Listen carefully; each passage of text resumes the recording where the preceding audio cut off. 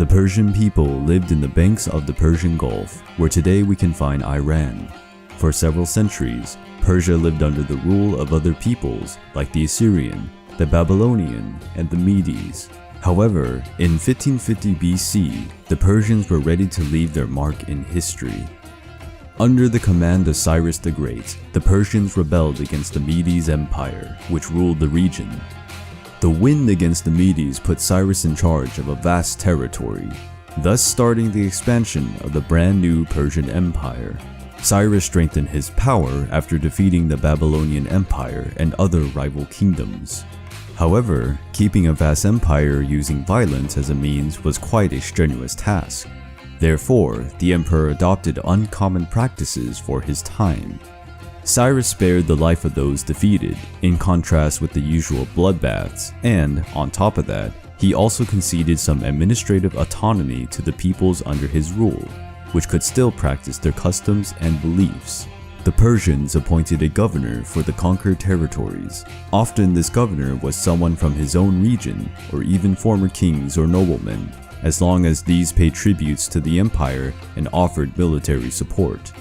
The Persian Empire was deeply tolerant of different religions. They had Zoroastrianism as their belief, but they did not impose their faith onto those under their rule.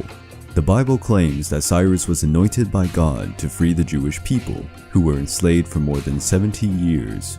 When he conquered Babylonia, Cyrus freed all the Jewish slaves and allowed them to go back to Palestine, their motherland, and build a temple in Jerusalem. Until the end of his life, Cyrus kept expanding the empire. But it was under the command of his son, Cambyses II, that the Persian Empire dominated Egypt, the world's wealthiest region in that period. Now the Persian Empire ruled as sovereign over the Middle East and parts of Africa and Europe. One of the problems of having a major empire is the struggle to communicate, because the news would take months to reach a location that happens to be on the opposite edge of the empire.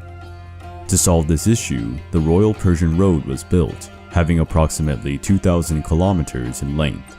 The Royal Road, along with other secondary lanes, crossed the whole Persian Empire.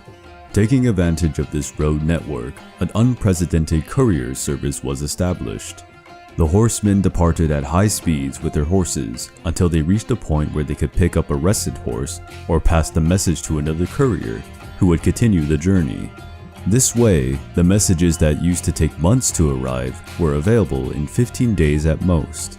When a message about an uprising was heard in the empire, troops were sent, and using the roads, they reached the location to curb the rebellion. The Persians also established a single currency that served the whole empire. This in turn streamlined business transactions and tax collections, giving the empire a vast wealth, which was still increasing in size. With a giant army comprised of soldiers from different nations, it appeared that nothing could halt the growth of the Persian Empire. However, the Greek city-states would not be as easy as they thought.